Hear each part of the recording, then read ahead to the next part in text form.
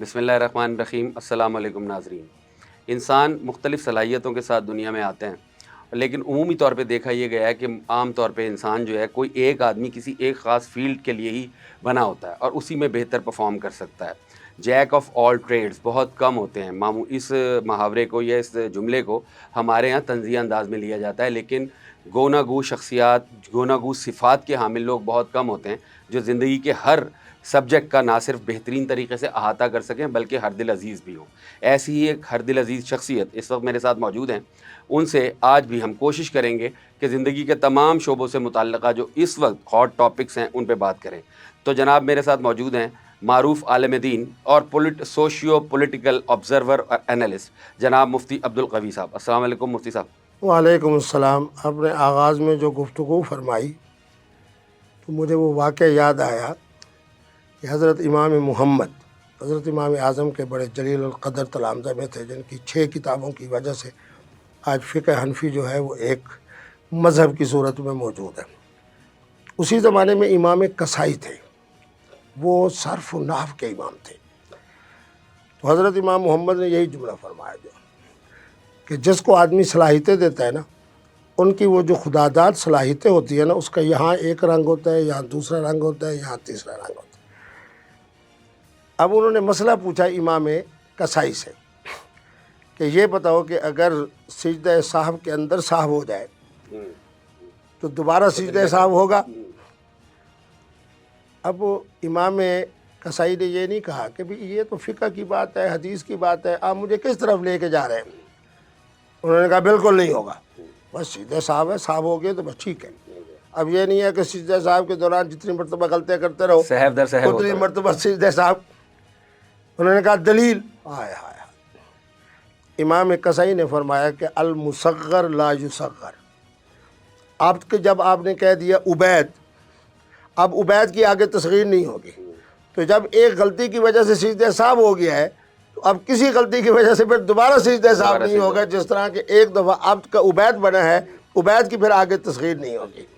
یہ آپ کا فرمان بالکل صحیح ہے۔ رات بھی میں ایک بہت اہم دوستوں کے بیچ میں بیٹھا تھا، ان میں سے ایک آسٹریلیا سے آئے ہوئے تھے، ایک جو ہے نیو یارک سے آئے تھے، ایک صاحب جو تھے وہ ریٹائرڈ بریگیڈر تھے، ایک صاحب ڈاکٹر تھے، ایک صاحب حاضر سروس تھے، کرنل صاحب، 2-4 اور تاجر۔ وہ میرے بارے میں یہی گفتگو کر رہے تھے اللہ کے فضل و کرم سے جو آپ نے کی۔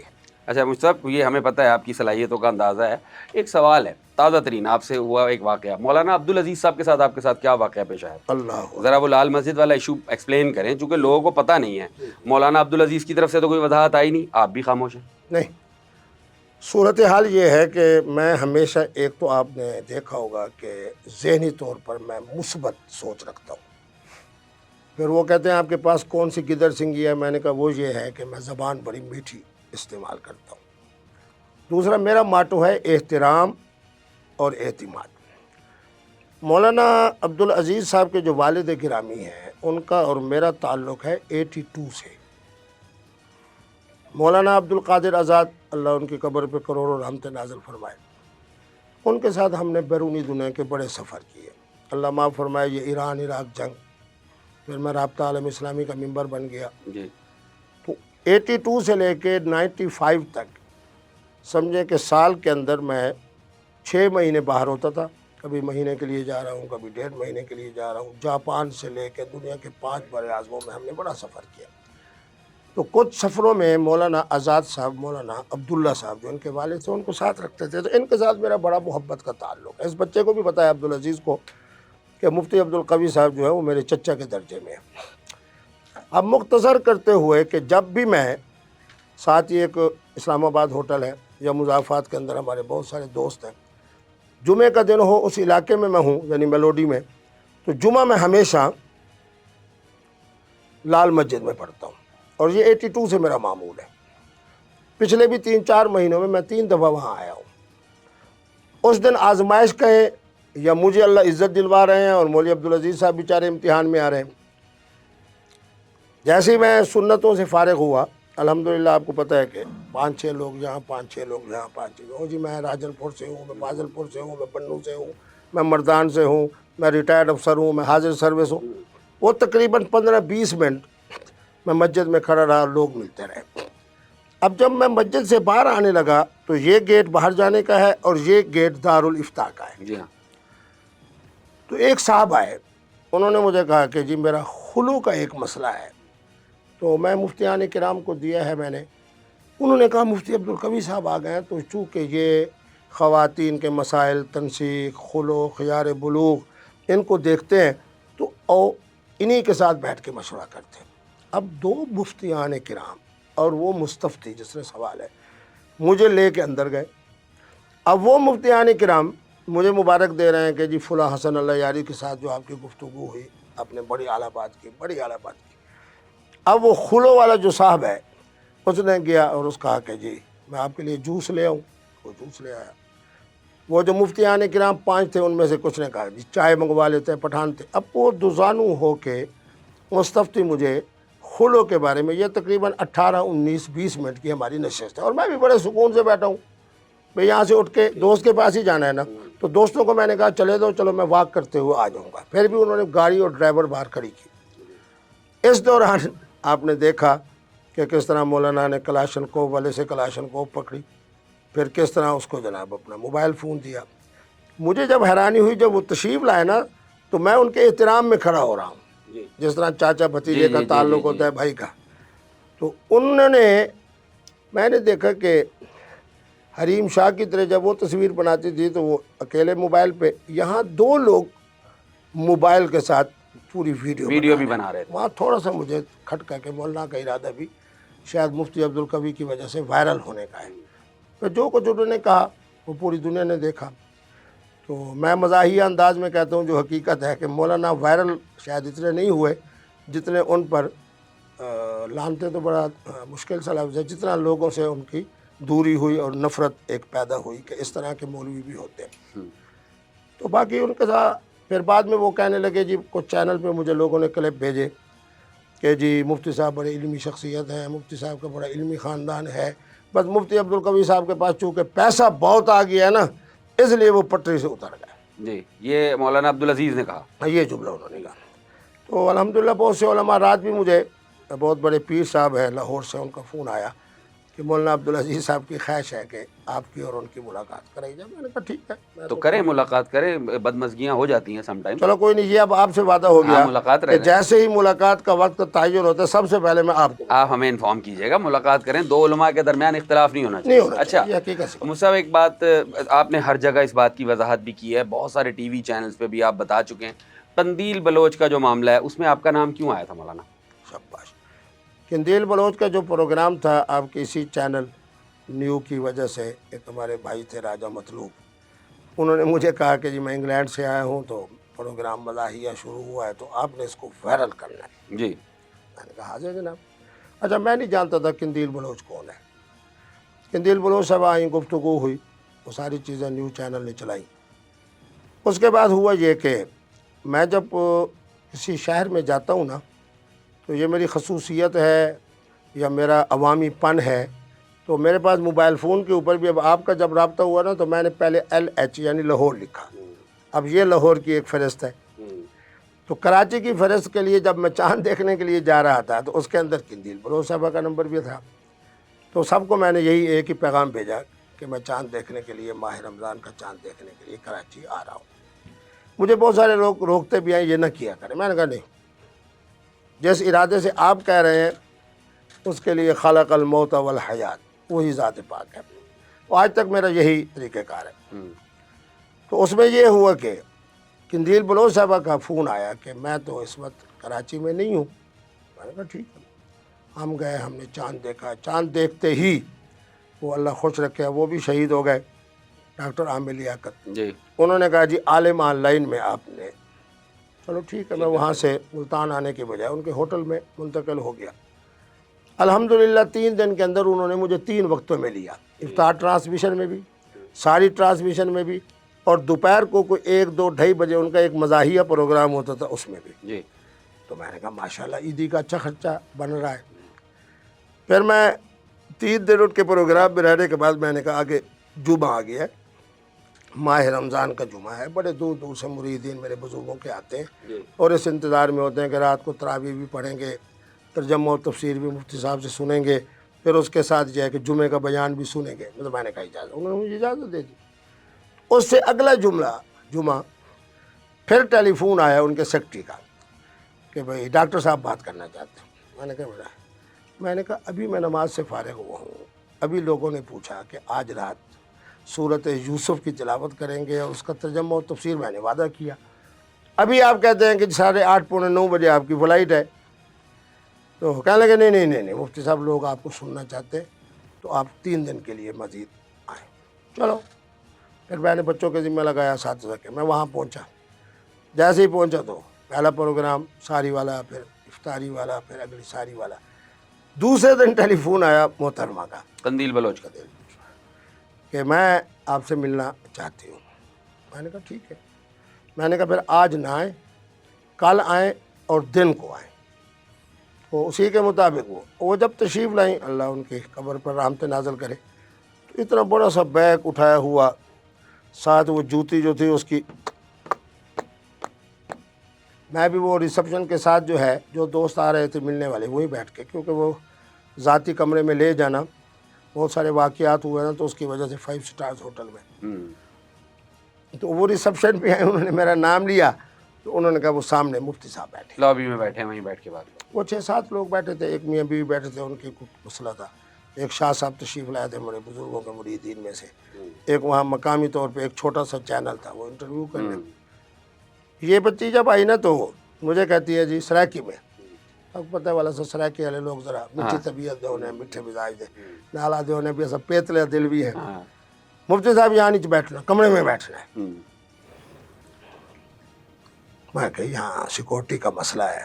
اب دیکھیں, اب اللہ کی طرف سے آزمائش جب آتی ہے اس بیچاری کے لیے آ رہی, میرے لیے تو کم آئی, اس کے لیے زیادہ آئی.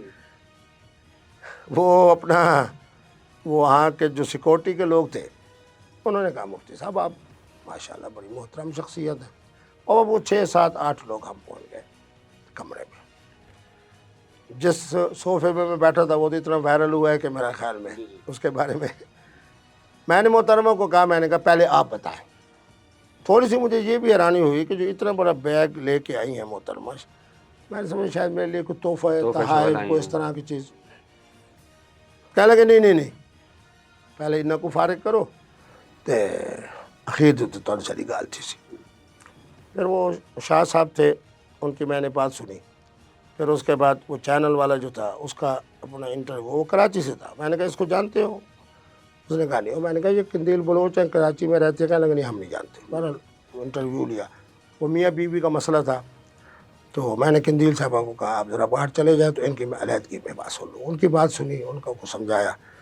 اس کے بعد باقی شاہ صاحب رہ گئے اور قندیل بلوچ صاحبہ. تو میں نے کہا بزرگ آدمی ہیں, بدین سے آئے ہیں. کہنے لگے نہیں انہیں بھی اجازت دے. چلو شاہ صاحب بیچاروں کو میں نے, اب یہ وہ جانے لگے نا, یہ آپ کے چینل کے حوالے سے کہہ رہا ہوں. ان کو کہتے ہیں کہ سگریٹ کی فلاں کمپنی والی 2 ڈبیاں شاہ صاحب اوپر کمرے میں بھجوا دیں. اچھا, یہ قندیل نے کہا. یہ قندیل نے. میں 2 وجہ سے حیران ہوا. ابھی ایک میرا مہمان ہے, اس کو آپ آرڈر دے رہی ہو. دوسرا یہ ہے کہ آپ نے مجھے اسی اپنا آپ کے نیو چینل کے پروگرام میں راجہ مطلوب میں آپ نے مجھ سے وعدہ کیا تھا کہ میں ماہ رمضان کے پورے روزے رکھوں گی. یہ کیا ہے؟ تو مسکرائیں اور شاہ صاحب چلے گئے. شاہ صاحب کو اللہ خوش رکھے. جس طرح پیر و مرشد کے ساتھ عقیدت ہوتی ہے وہ بڑی اعلیٰ قسم کی. تو سگریٹ کی ڈبیاں لے آئے. وہ سگریٹ بھی بڑے چھوٹے بڑے نفیس قسم. وہ شاہ صاحب چلے گئے. اب میں نے ان سے پوچھا جی ہاں جی. انہوں نے کہا جی محترم عمران خان صاحب سے میری ملاقات کرائیں. میں وہاں گئی جلسے میں گئی, ادھر ان کے ہاں اس میں گئی, بنی گالہ میں گئی. تو میں نے کہا میں نے اسی وقت فون ملایا. اب وہ نئی ملک بھی دنیا سے چلے گئے. تو میری اپنی بھی خصوصیت ہے, اور میں نے پی ٹی آئی کے لوگوں کو بھی سٹینڈ بائی کیا ہوتا تھا کہ جس کا فون آئے سننا ضرور ہے. یہ ایک اخلاقی. انہوں نے 34 گھنٹے میں السلام علیکم مفتی صاحب کیا حال ہے, ہم آپ کے پروگرام دیکھ رہے ہیں. افطار میں تو خان صاحب بھی اور میں بھی, باقی لوگ بھی ہوتے ہیں, بڑا آپ کا پروگرام پسند کر رہے ہیں. تو میں نے کہا دیکھ لیں, ہم آپ کے شہر کراچی میں بیٹھے ہیں اور آپ اسلام آباد میں ہیں. تو میں نے کہا ایک بات ہے, کہنے لگے. میں نے کہا ایک بچی ہے سرائکی علاقے کی ہے, میرے علاقے کی ہے, بڑی امیدوں کے ساتھ آئی ہے, خان صاحب کی زیارت کرنا چاہتی ہے. تو جب میں نے زیادہ تعارف کرایا تو انہوں نے کہا ہاں یہ تو بالکل ہی دماغ سے فارغ ہے, اور کبھی جلسے میں آ جاتی ہے, کبھی بنی غالہ آ جاتی ہے, کبھی آ کے بیٹھی رہتی ہے, کبھی یوں کبھی یوں. اور میں نے کہا نہیں میری سرائکی خطے کی ہے. نہیں ملک دانا تھے, انہوں نے کہا جی خان صاحب جانے, آپ جانے, محترمہ کی ملاقات جانے, یہ آپ کے سپورٹ. میں نے کہا ٹھیک ہے کوئی اچھا. پھر قائد محترم عمران خان صاحب سے میں نے فون کیا تو 5ویں 6 گھنٹے میں انہوں نے فون, کیا حال ہے کبھی صاحب, ٹھیک ہے, خیریت ہے. اچھا مجھے یہ اعزاز حاصل ہے کہ وہ لفظ صاحب سر مجھے کہتے ہیں. جتنے بڑے بڑے لوگ جو اب لوٹا بن کے دوسری طرف چلے گئے ہیں اور منسٹر قبول کر, ان کو بھی انہوں نے کبھی صاحب نہیں کہا. جہانگیر, جاوید ہاشمی, شاہ محمود, فلانا سیف, فلانا نعیم, مجھے کہتے تھے کبھی صاحب یا مفتی صاحب. اس میں ایک آپ کو اور بات مزیدار بتاتا چاہتا ہوں. جب وہ کنٹینر میں بیٹھے تھے نا تو میں کبھی کبھی جاتا تھا. میرے ساتھ میرا نواسہ بھی تھا خیر کا, اس کی عمر تھی 9-10 سال. اس کو بڑا شوق تھا کہ میں خان صاحب سے سیلفی ہو جائے. اب جب میں وہاں پہنچا تو پہنچتے ہی خان صاحب نے اعجاز چودھری صاحب کو کہا کہ مفتی صاحب کے لیے جگہ خالی کرے. تو میں بیٹھ گیا. حالانکہ محترم اعجاز صاحب کا میرا بڑا احترام کرتا. میں نے کہا انہوں نے کہا چلو وہ آگے جا کے, وہ میرا خیر کا نواسہ جو ہے نا, وہ کبھی خان صاحب کی کرسی کے دائیں, کبھی بائیں, کبھی. ایک دفعہ خان صاحب نے دیکھا, دوسری دفعہ میں نے کہا جی میرا نواسہ ہے. خاموش ہو گئے. اب بچے کی جو عادتیں ہوتی ہے پھر وہ اسی طرح ہائے ہائے.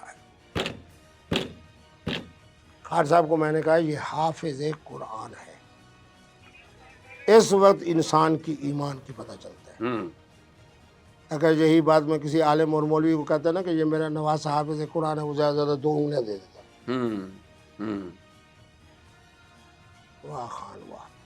فوراً اٹھے جیسے کسی طریقے پہ بندے کو کرنٹ نہیں لگتا, ایمانی کرنٹ کے ساتھ خدا کی قسم ہے اٹھے, اور 20-25 سیکنڈ تک اسے یہاں. ہائے ہائے. آج آپ کے پروگرام میں ایک جملہ کہہ رہا ہوں.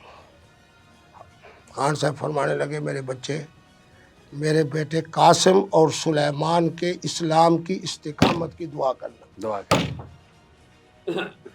خان صاحب کی یہ جو ہے نا معمولات, خدا کی قسم اس پائے کا مجھے کوئی سیاستدان, مسلم لیگ نون کے ساتھ میرا بڑا تعلق ہے. آج بھی بہت سارے جناب فارم 47 والے میرے بہت سارے دوست ہیں. بعد میں کوئی وزیر مملکت بن گیا. یہ تو ہو گئی بات. آپ بتائیں پھر وہ قندیل بلوچ کے مسئلے کا کیا بنا, خان صاحب بس نے کیا جواب دیا؟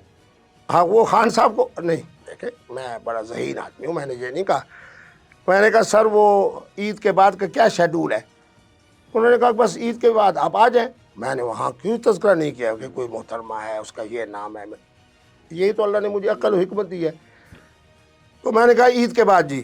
تو کہنے لگے ہاں بس عید کے 5ویں 6 7ویں دن جو آ جائیں, وہ میں سینیٹر فیصل جوید کو بھی کہہ دیتا ہوں اور نعیم کو بھی, وہ تو میرے ساتھی ہیں, تو عید کے بعد آئے. میں نے ان سے کوئی بات نہیں کی کہ کوئی محترمہ ہے فلاں ہے. اب اس کے ساتھ یہ طے ہو گیا کہ عید کے آپ نے ہفتہ 10 دن کے بعد اسلام آباد پہنچنا ہے کراچی سے, میں بھی ملتان سے آ جاؤں گا. اس کے بعد نعیم اور کسی کے ذریعے کے بغیر خان صاحب کے یہاں میں صبح عام طور پہ ناشتے کے وقت جاتا ہوں, اور ناشتے کے حوالے سے بھی بتا دوں جب ان کے پاس میں جاتا تھا نا تو ایک وہ بسکٹ آتے تھے وہ سوراخ والے, سبحان اللہ. ساتھ جو چائے آتی تھی نا تو خان صاحب کے ساتھ مذاق میں صرف میں کرتا تھا. یہ میرے لیے بڑی عظمت کی بات ہے. تو خان صاحب نے کہا پئیں. میں نے کہا جی میں دیکھ رہا ہوں کہ یہ دریائے راوی کا پانی ہے یا ستلج کا ہے یا چناب کا ہے, کس کا ہے؟ چلو بہرحال تو نعیم کو میں نے کہا میں آپ کو تکلیف نہیں دیتا, خان صاحب جانے, میں جانوں, اس محترمہ کی ملاقات جانے. اب جو بات بتانے کی ہے جی وہ میرے پاس 2.25 گھنٹے رہی یا 2.25 گھنٹے. اس نے خاور منیکا سے لے کے بشرا بی بی تک, جہانگیر ترین کا جہاز, ان کی وہاں میرے رقبہ آگے ہے جہانگیر ترین صاحب کا, وہاں اس علاقے کا نام لیا اور ساری تفاصیل انہوں نے مجھے بتائی. ٹھیک ہے. میں بھی ذرا مسکراتا رہا, خوش ہوتا رہا, کچھ میں جانتا تھا کچھ نہیں جانتا تھا. تو اس کے بعد جناب اپنا میں نے ان کو کہا، میں نے کہا اب ٹائم ہونے والا ہے، کیونکہ 1:15 بجے جو ہے ان کی گاڑی آ جاتی ہے، تو دوپہر کا مزہ ہی ہے پروگرام۔ تو البتہ میں نے کہا تمہارے سے میرا یہ وعدہ ہو گیا کہ کل میں ان کو کہتا ہوں کہ آپ نے چونکہ سیدنا امام زین العابدین پاک کا نعتیہ کلام سنا ہے، کل آپ کو بلاتا ہوں۔ ہاں ضرور ضرور ضرور ٹھیک۔ ضرور ضرور۔ بس میں اندر نہانے کے لیے گیا، جب واپس آیا تو بی بی صاحبہ نے ٹوپی پہنی ہوئی ہے، اچھا، اور ٹوپی پہننے کے بعد پھر جو کچھ ہے وہ تو میرا آپ کے سامنے ہے۔ اچھا مفتی صاحب ایک بات بتائیے گا کہ آپ ایک ہمہ گیر شخصیت ہیں، دین کا علم بھی رکھتے ہیں، سب کچھ معلومات بھی ہیں، یہ خواتین کے اوپر خاص مہربانی کیوں ہے آپ کی جانب سے؟ اور دوسرا ریلیٹڈ سوال، یہ وائرل ہونے کا کیا کانسیپٹ ہے؟ ایک مفتی دین جو ہے، ایک دین کا جو خدمت گار ہے، ایون وہ پالیٹکس میں بھی ہے، تو وہ یہ چھوٹی چھوٹی پیٹی چیزوں کی وجہ سے کہ میں یہ بات کروں گا تو وائرل ہو جاؤں گا، یہ کروں گا تو نہیں ہوں گا، ایک بات، اور دوسری بات یہ خواتین پہ خصوصی مہربانی کیوں ہے؟ وہ مولانا طارق جمیل صاحب کی بھی ویسے کافی ہیں۔ اس پر تاریخ بجا سکتا ہوں؟ جی جی جی بالکل۔ دیکھیں، بحیثیت مسلمان ہونے کے یہ مجھے کس نے بات کی تھی؟ حسنی مبارک کے جو ذاتی ڈاکٹر تھے نا، وہ کوئی بہت مدت 20-22 سال امریکہ میں رہے اور وہاں سے آئے، اور ان کے ساتھ میری بڑی بے تکلفی تھی۔ میں 6-7 دفعہ گیا ہوں مصر، وہاں حسنی مبارک کی دعوت پہ 3 مرتبہ کیا، 3 مرتبہ شیخ جاد الحق جو ان کے شیخ الازہر تھے، اس نے مجھے بڑی اعلیٰ بات کی۔ اس نے کہا کہ مفتی قوی، تو مسلمان بھی ہے، یقیناً عالم بھی ہے، مفتی بھی ہے، 2 باتوں کا خیال کر لو، یہ آپ کے پروگرام کے توسط سے سننے والوں کو میں ایک نسخہ دے رہا ہوں، نسخہ۔ جب خوشی ملے اتنا خوش ہوا کر، اتنا خوش ہوا کر۔ میرے نوازوں کی اب شادی ہوتی ہے نا تو الحمدللہ 20-20 25-25 پروگرام خوشیوں میں۔ عید کا ہوتا ہے تو پورے میرے خاندان میں 11-12 دن ہر رات عید ہوتی ہے، یہاں کھانا یہاں کھانا یہاں۔ وہ مجھے فرمانے لگے کہ جب اللہ کی طرف سے تجھے نعمت ملے، وَإِن تَعُدُّوا نِعْمَتَ اللَّهِ، کیونکہ تم ان کو شمار ہی نہیں کر سکتے، لَإِن شَكَرْتُمْ لَأَزِيدَنَّكُمْ، اتنی خوشی منایا کرو کہ جناب پتہ چلے کہ اللہ نے تجھے نعمت عظمیٰ، بشارت اور خوشخبری۔ فرمایا اب دوسری صورت بھی ہے کہ آزمائش، قندیل بلوچ صاحبہ زندگی میں آ گئی، فلاں صاحبہ آ گئی، فلاں صاحب آ گئے، فرمایا فوراً کہنا 3 مرتبہ اِنَّا لِلَّهِ وَإِنَّا إِلَيْهِ۔ دیکھا مولوی عبدالعزیز صاحب کے پروگرام میں آپ نے دیکھا نا، میں نے کہا اللہ اکبر، انہوں نے کہا یہ، میں نے کہا حاضر۔ آپ جیسے دوستوں کے جب ہر ملک سے فون آیا تو انہوں نے کہا کمال ہے آپ کا تحمل۔ پھر بڑا مزاحیہ جملہ انہوں نے کہا، آپ نے جوتی بھی بچائی، جوس بھی بچایا، جان بھی بچائی۔ تو انہوں نے مجھے اس ڈاکٹر صاحب نے کہا کہ جب آزمائش آ جائے نا، آسمان کی طرف دیکھنا ہے، جیسے محترم عمران خان صاحب کی عادت ہے، 3 دفعہ پڑھنا ہے اِنَّا لِلَّهِ وَإِنَّا إِلَيْهِ راجعون۔ دل کو نہیں لگانا، نہ ساری زندگی بلڈ پریشر ہوگا، نہ ساری زندگی شوگر۔ اب قبلہ مفتی صاحب اس وقت 70 سال کی عمر میں بیٹھے ہیں اور چہرے کی رونق بتا رہی ہے کہ حضرت کو نہ شوگر ہے نہ بلڈ پریشر۔ میرے زندگی میں جتنے سانحات آئے ہیں، قندیل بلوچ صاحبہ سرائکی ہے، سرائکی بول رہی ہے، پھر سرائکی ہونا میری غلطی، میں غلطی مانتا ہوں، میں ان لوگوں میں سے نہیں ہوں جو مولوی صاحبان عام طور پہ سیاستدان غلطی نہیں مانتے۔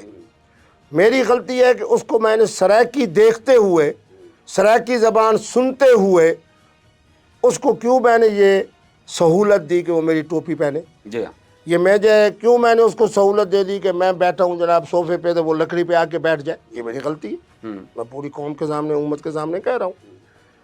دوسری کہتی ہے جی میں حافظ قرآن ہوں، 5 سال میں نے دین پڑھا ہے، فلاں مدرسے میں پڑھا ہے، اور اس کے ساتھ میں سید ذاتی ہوں۔ میری غلطی ہے۔ ہم تو سید کو اہمیت دے رہے ہیں، حافظ قرآن ہونے کو اہمیت دے رہے ہیں، دین پڑھے ہوئے ایک عالمہ کو دے رہے ہیں، ہمیں نہیں پتہ کہ اس کے اندر کون کون سا شر۔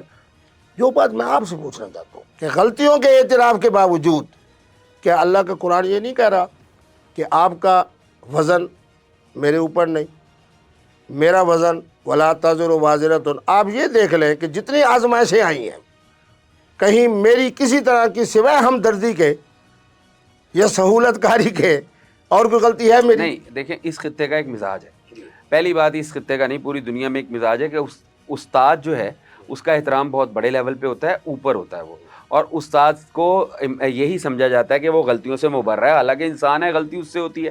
پھر آپ استادوں کے استاد ہیں، آپ مفتی ہیں اور عالم دین ہیں، دنیاوی تعلیم نہیں، عالم دین ہے، تو آپ سے غلطی کی توقع نہیں کی جاتی، لیکن آپ نے غلطی کی، غلطی ہوئی، آپ نے تسلیم کیا، درست ہے۔ ایک بات بتائیں، ملتان سے آپ کا تعلق ہے، ملتان کی تو عورتیں رومانٹک ہوتی ہیں، ان کے بارے میں کہا جاتا ہے پنجابی جی کہتے ہیں بڑی عشقنا ہوندیاں نے، تسی بندہ ہو کے ایڈے عاشق کیویں بن گئے؟ میرے بیٹے میں 3 وجہ سے عاشق بنا ہوں، جی بڑی اعلیٰ بات کی۔ جہاں اللہ نے مجھے مرکز دیا ہے وہاں میرے پاس 9 ایکڑ جگہ ہے۔ ماشاء اللہ۔ جب وہ بند ڈالا گیا تھا انگریز کے زمانے میں تو گیٹ سے جو حضرات یا جو قومیں باہر آئیں، ایک تاریخی حقیقت بتا رہا ہوں، اس میں ترین حضرات، آپ میرے علاقے میں آئیں گے نا تو چوک فارہ ہے، اس کے ساتھ ہی وہ پراپرٹی دائیں بائیں ساری جو ہے وہ ترین حضرات کی ہے۔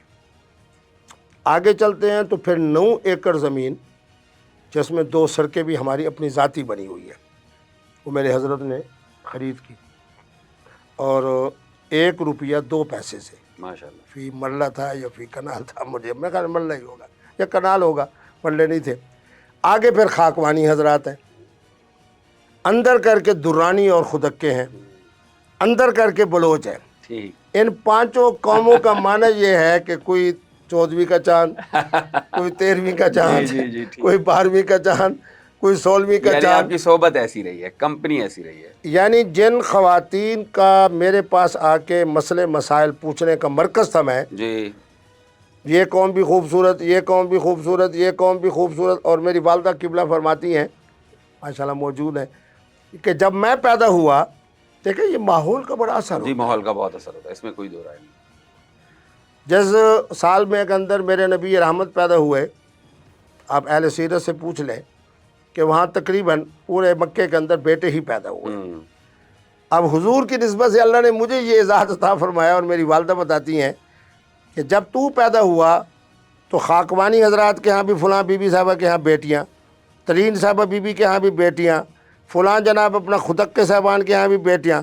جب تو بیٹا پیدا ہوا خیر کا تو صبح دودھ پلانے کے بعد وہ دئی صاحبہ آ گئی ترین صاحب کے گھر سے، اسے مفتی صاحب، مفتی تو نہیں کہنا چاہیے، کبھی صاحب کو بھیجو، 2-4 گھنٹے اس کے گھر، پھر اور گھر سے آ گئی۔ یعنی اللہ نے مجھے حضرت موسیٰ کلیم اللہ کی طرح پورے ان 5 خوبصورت برادریوں میں ایک بہترین اللہ نے ایسا بچہ میری شکل میں عطا فرمایا، اور پھر میں ان کو ساری زندگی ماسی ماسی ماسی ماسی جناب کہتا رہا۔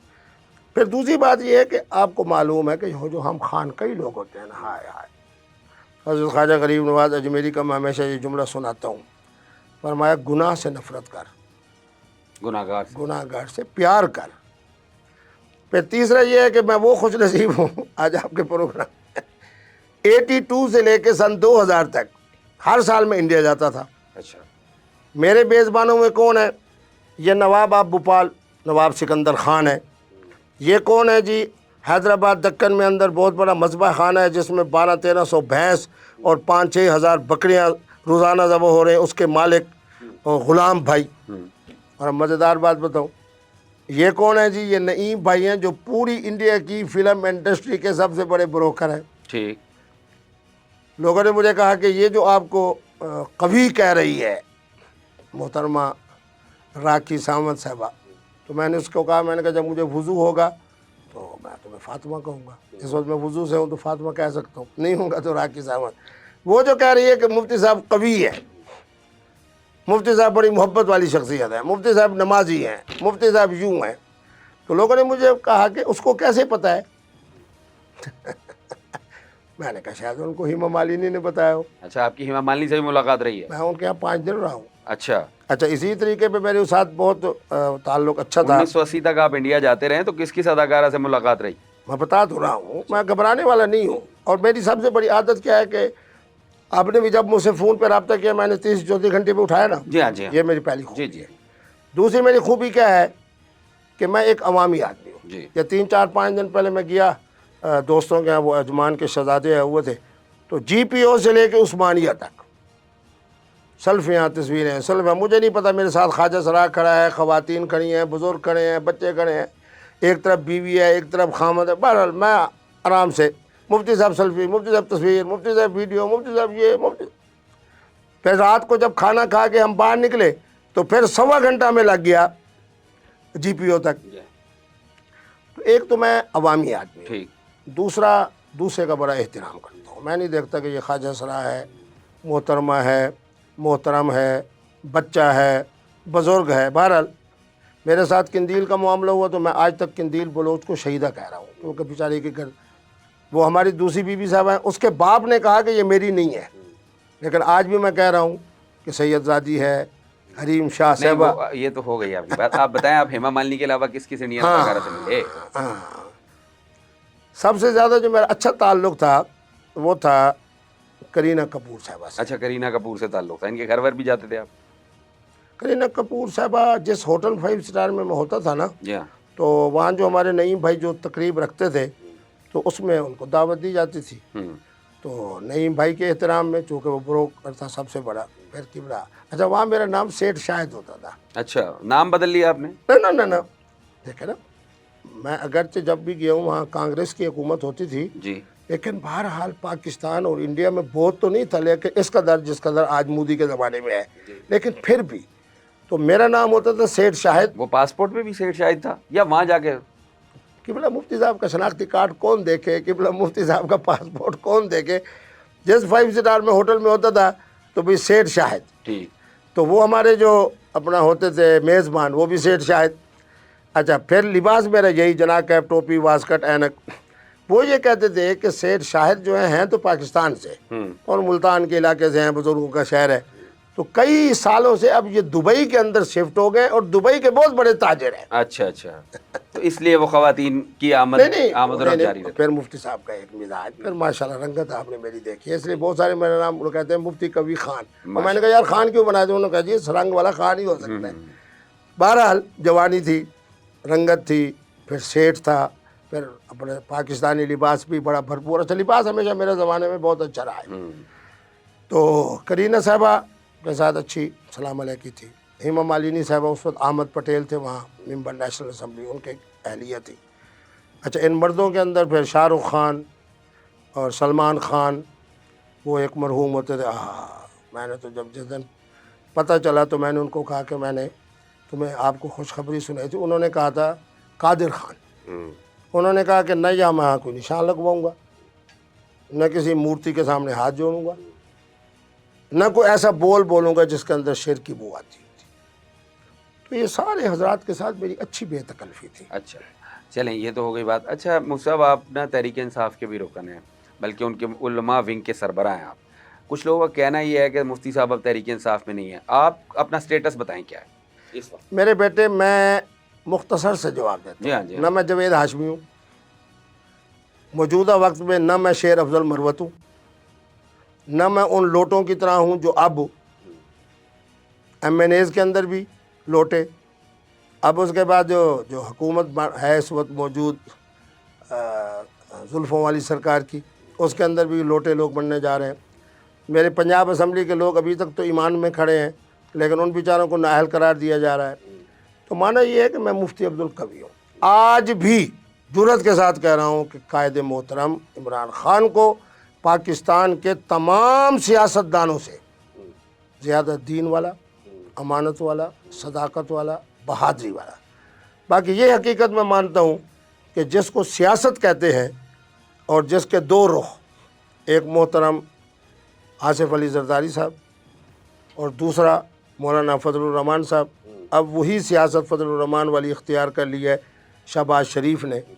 تو میرا قائد محترم کا یہ انداز سیاست نہیں ہے. تو آپ کیا دیکھتے ہیں آنے والے دنوں میں تحریک انصاف کا سٹیٹس کیا ہوگا؟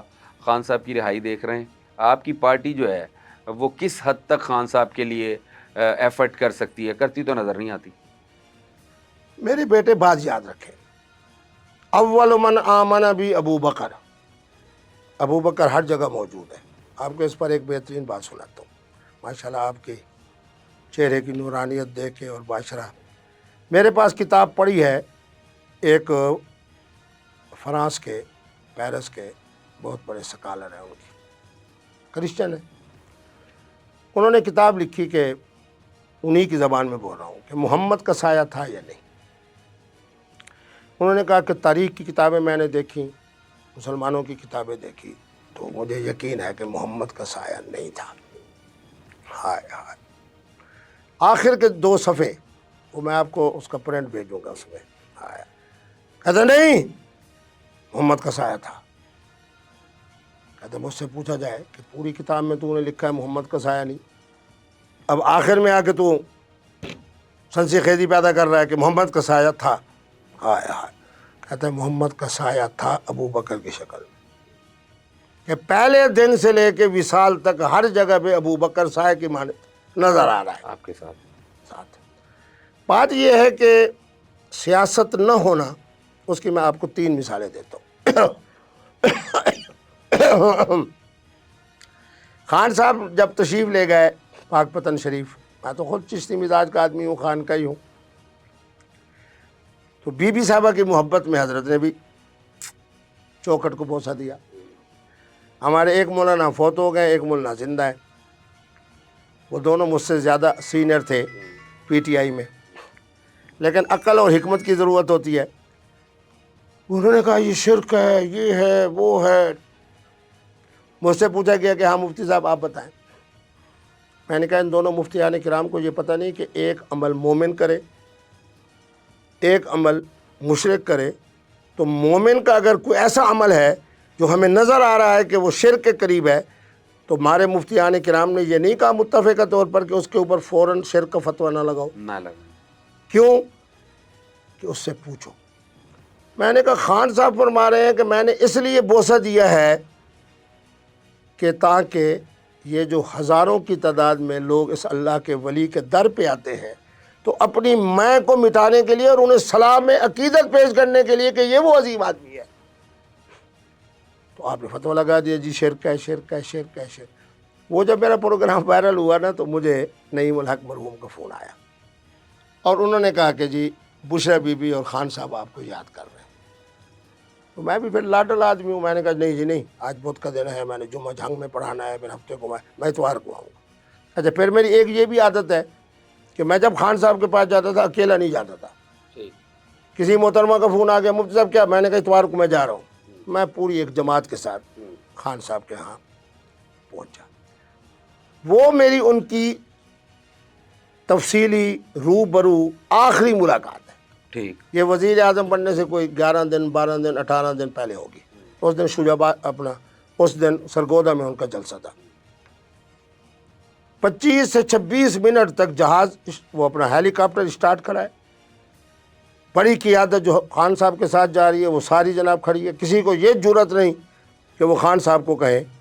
اس میں یہ بھی موجود تھے ہمارے علیم خان صاحب، اور وہ جو دوسرا تحفہ ہے لمبی قد والا اون، یہ بھی موجود تھا۔ خان صاحب 26 سے 27 منٹ یوں۔ میں نے کہا کہ آج کے بعد کہنا ہے مدینے جیسی ریاست، آج کے بعد جہاں سیدنا فاروق اعظم کے عدل کی وجہ سے آپ نے اللہ کی بات کرنی ہے، وہاں حکمت و درایت کے حوالے سے علی پاک کی حوالہ۔ انہوں نے کہا آپ دیں گے؟ میں نے پھر ان کو بعد میں بتایا کہ یہ جملہ علی پاک کی برکت سے کہیں۔ 3 باتیں خان صاحب نے کہیں ایسی، چلو وہ دکھاتا ہوں موبائل فون میں، وہ سیلفی بھی آج تک موجود ہے، خود کھڑے ہو کے سیلفی بنوائی، کسی اور کو کہا میرے خیال میں۔ اور اس کے بعد جناب ہیلی کاپٹر تک مجھے بالکل، اور مجھے آگے آگے چلایا، وہ چھوٹی سی جناب راستہ تھا درمیان سے، جو لوگ گئے ہیں وہاں بنی گالہ دیکھ سکتے ہیں، وہاں رکے، ہاتھ ملایا، ہیلی کاپٹر میں بیٹھے۔ جب تک ہیلی کاپٹر نہیں اڑا میں بھی کھڑا رہا، نعیم الحق بھی کھڑے رہے، باقی بھی کھڑے رہے، اور انہوں نے مجھے دیکھ کے جہاز کی اڑان کے بعد مسکراتے ہوئے یوں واپسی میں نعیم الحق مجھے کہنے لگے کہ مفتی صاحب مبارک ہو، آپ نے تو کہا کہ میں ایم این اے کا انتخاب نہیں لڑتا، عامر ڈوگر صاحب کو لڑاؤ، آپ ایڈوائزر ہوں گے ٹو پرائم منسٹر، یا آپ کو جس طرح آپ کی علمی طبیعت ہے اسلامی نظریاتی کونسل کا چیئرمین بنایا جائے گا۔ اب آپ جملہ کہہ رہا ہوں، آپ مجھے سلوٹ مارے۔ میں نے کہا عمران خان صاحب آ رہے ہوتے تو یہ دونوں منصبوں میں سے ایک منصب مجھے مل جاتا، وہ تو لے جا رہے ہیں، جو لا رہے ہیں جی، اگر مجھ سے زیادہ کوئی مذہبی لوگ ان کے قریب تر ہوں گے تو وہی بنیں گے، وہ انہی کو بنائیں گے، وہ نہیں بنائیں گے، وہ بنائیں گے۔ تو کہنے لگا وہ کیسے، ہم تو آ رہے ہیں۔ میں نے کہا خان صاحب کو فلاں جملہ ذہن میں ہے، بولے تھے؟ کہنے لگا دوسرا یہ جملہ میں نے کہا بولے تھے؟ کہنے لگے تیسرا میں نے کہا یہ جملہ بولے تھے؟ کہنے لگے ہاں۔ تو اس کا معنی کیا ہے کہ آپ آ رہے ہیں یا لے جا رہے ہیں؟ پھر آپ نے دیکھا کہ پورے ان کے 3 سال 8 مہینے میں جو میری ملاقات ہے بغیر کیمرے کے ہے، اور میرے خیال میں وہ 3 یا 4 ملاقاتیں ہیں بحیثیت وزیر اعظم آپ کی ملاقات ان سے رہی لیکن نہ کیمرے پہ آئی، تو نہ ان سے میں نے کوئی پیشکش کی، نہ ان کو یہ کہا جی آپ عمرے پہ جا رہے ہیں تو میں ساتھ چلتا ہوں، فلاں ہے تو سیٹ خالی تو کیونکہ مجھے پتہ تھا کہ جو فہرست ادھر سے آنی ہے وہی فائنل ہونی ہے۔ نہیں وہ تو ٹھیک ہے، اب کیا دیکھتے ہیں ان کا فیوچر؟ بالکل کوئی فیوچر نہیں۔ اللہ ان کے لیے خیر کرے، بس یہی فیوچر ہو سکتا ہے کہ وہ ان کی جو رہائش ہے اس کو سب جیل بنا دیا جائے۔ اور میں نے پہلے بھی کہا حقیقی علم تو اللہ کے پاس ہے۔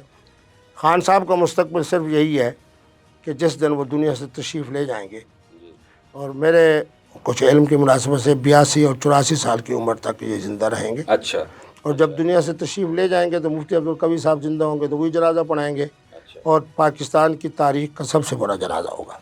بس یہ ان کا مستقبل ہے۔ اچھا یہ مستقبل ہے۔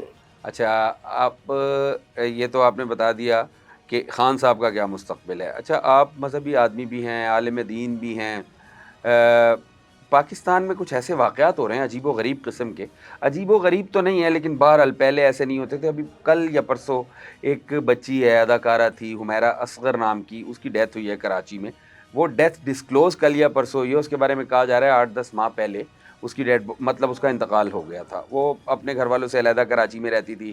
قندیل کا واقعہ بھی آپ کے سامنے ہے۔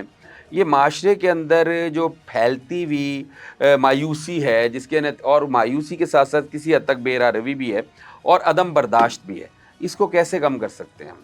اور بالخصوص خواتین دیکھیں زندگی کے کسی بھی شعبے سے تعلق رکھتی ہوں، ان کو محفوظ کیسے بنایا جا سکتا ہے؟ جن اسباب کو آپ نے ذکر کیا نا، جو اس میں سب سے اوپر والا سبب ہے وہ آپ نے نہیں بتایا۔ جی وہ یہ خواتین ہیں غریب گھروں سے، ٹھیک ٹھیک ان کو چاہیے کہ یہ مفتی عبدالقوی صاحب کی طرح وائرل ہو۔ ٹھیک اب وائرل ہونے کے لیے ان بیچاروں کو کچھ مشروبات پلا کر،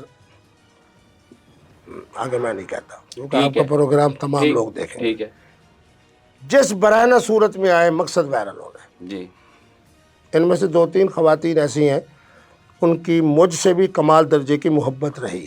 ٹھیک میں انسان ہوں، فرشتہ نہیں ہوں، اور آج آپ کے پروگرام کے توسط سے چونکہ آپ کے چہرے کے مذہبی رنگ کی وجہ سے میرے نزدیک بد کرداری اور بد اخلاقی جس آ جاتا ہے وہ بڑا محدود ہے۔ ہر وہ محترمہ جو کسی کے نکاح میں نہ ہو، باہمی رضامندی سے محترم اور محترمہ بغیر وقت کے تعین کے جو سکون کے لیے وقت گزارنا چاہیں، یہ اس کو متع کہہ سکتے ہیں، استمتاع کہہ سکتے ہیں، نکاح مسیار کہہ سکتے ہیں، یہ کہہ سکتے ہیں۔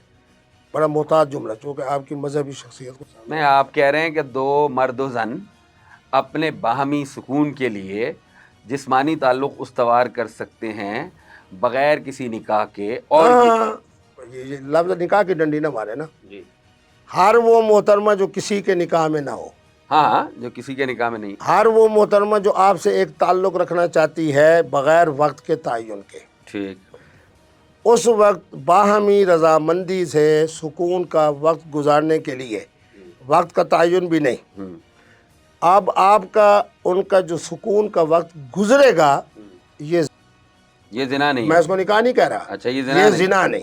ٹھیک اب اہل تشیع سے کہیں گے وہ کہیں گے متع ہے، ہاں مسیار والوں سے پوچھیں گے وہ کہیں گے نکاح مسیار ہے، جی اور قبلہ مفتی عبدالقوی صاحب تو قوت کا نام ہے، فَمَسْتَمْتَعْتُمْ بِهِ مِنْهُنَّ فَآتُوهُنَّ أُجُورَهُنَّ، قرآن کے مطابق یہ استمتاع ہے۔ اچھا اب نکاح ہے یا نہیں یہ علماء کوئی مسئلہ آدھا میں نے بتا دیا آدھا وہ بتائیں۔ مفتی صاحب آپ یہ ایک عجیب سی اجازت دے رہے ہیں، یہ پاکستان کی ویسے آبادی جو ہے وہ 60% نوجوانوں پہ مشتمل ہے، یہ آپ کی اس طرح کی باتوں سے تو مطلب یہاں پہ عجیب و غریب ماحول نہیں بن جائے گا؟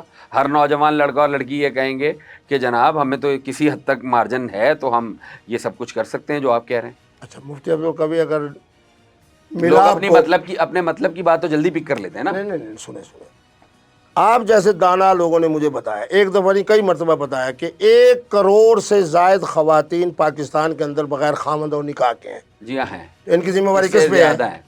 چلو ان کی ذمہ داری کس پہ ہے؟ مفتی عبدالقوی پہ ہے نا کہ وہ ان کے لیے نکاح کے معاملات کو آسان کرے.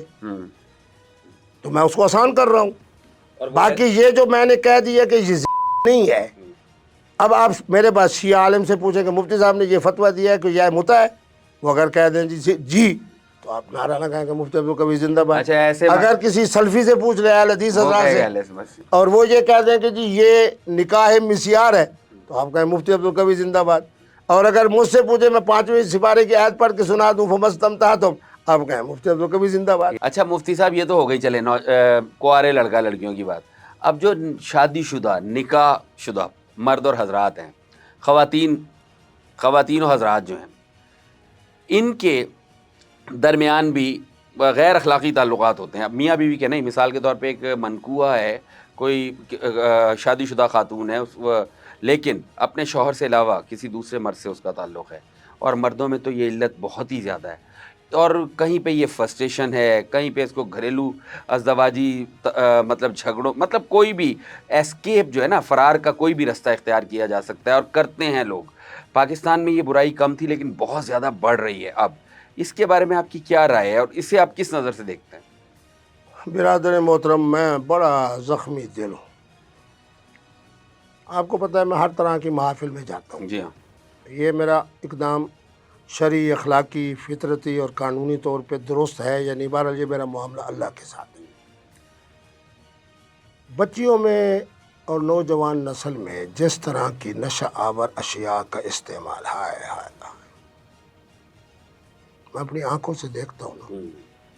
پھر میرے لیے یہ خوش نصیبی کی بات ہے کہ جو میزبان ہوتا ہے، جو رات کو 2 لاکھ 3 لاکھ 4 لاکھ روپے خرچ کر رہا ہوتا ہے، جو وہاں بڑے نامور اسٹیبلشمنٹ کے اور بیوروکریسی کے اور سیاستدانوں کے اور جمہوریت فارم 47 والوں کا بیٹھا ہوتا ہے گروپ، ان میں صرف ایک قبلہ مفتی عبدالقوی صاحب ہوتے ہیں جن کے اس پہلو میں بھی برکت ہوتی ہے، اس پہلو میں بھی رحمت ہوتی ہے. تو رحمت اور برکتوں کے بیچ میں ہوتے ہیں.